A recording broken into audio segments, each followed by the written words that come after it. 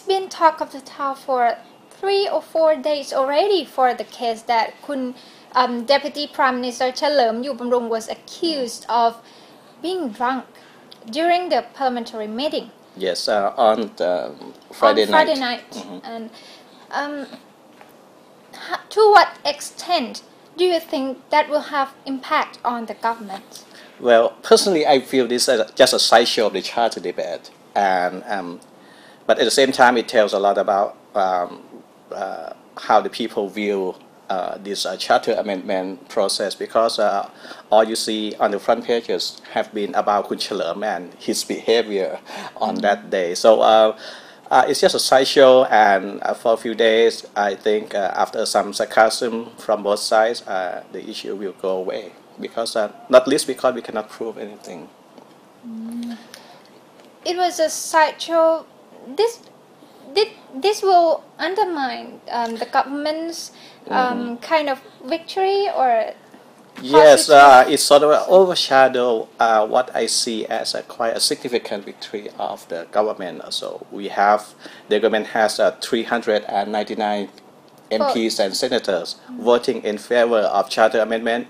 That is a good victory, and the opposition has only about 199 people supporting the vote against.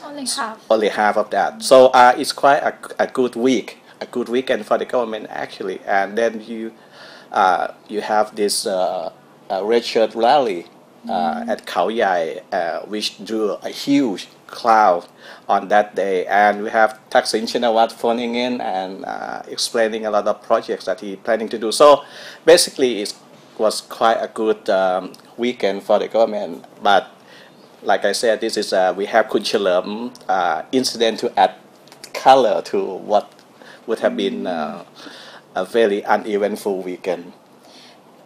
Do you think Kun Chalerm was really drunk? Well, I have to keep my opinion to myself, maybe, because Kun Chalerm is threatening to sue a lot of people left and right. But okay, there are about 3, 4, or 5 incidents that people are questioning Kun Chalerm about. For one thing, he didn't walk very straight on that day. But on this, he tried to explain himself. He said that he has some problem with his ear, so he could not walk straight. So it's up to you whether to believe him or not. And then he has this red face on that night. On this, he said that he had worked out a lot so that he has a good blood flow to his face. So again, you can choose to believe or not believe him. Another incident involved Kun Rangsima, the Democrat MP, who was confronted by Chalerm.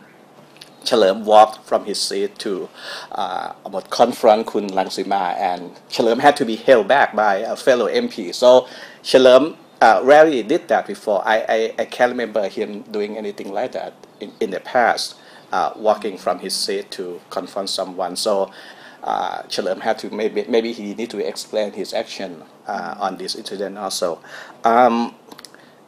What a lot of people hadn't seen on TV is Kun Chalerm.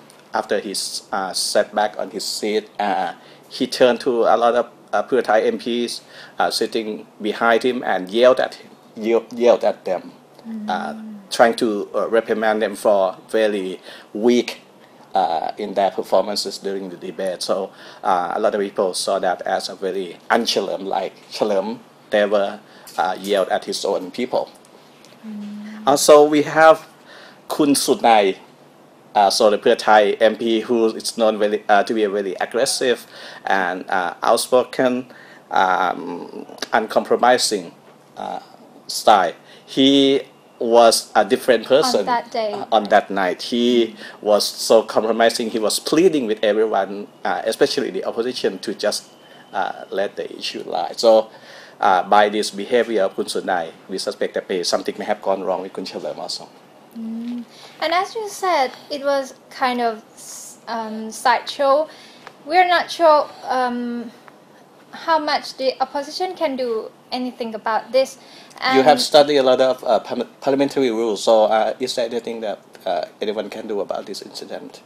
They have ethical committee on morality, but there is no regulation or rule that directly identify Drinking as a violation. yeah.